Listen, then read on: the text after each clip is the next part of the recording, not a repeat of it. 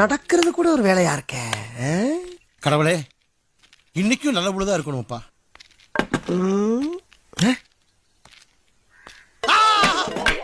மங்களம், சும்மா கிடக்கிற மூஞ்சில முடிச்சிட்டு நான் பேசி மகாலட்சுமி கூட்டிட்டு வா.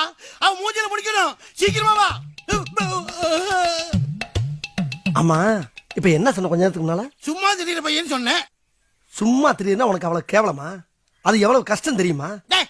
சும்மா இருக்குது என்ன கஷ்டம்? சும்மா எவன் வேணாலும் இருக்கலாம்டா. அப்படியா? ஆமா. அப்படின்னா உனக்கு எனக்கு ஒரு பந்தயம். சொல்லு. 1 மணி நேரம் நீ சும்மா இருக்க. அப்படி நீ சும்மா இருந்தீனா வாழ்நாள் பூரா நான் உனக்கு சும்மா வேலை பாக்குறேன்.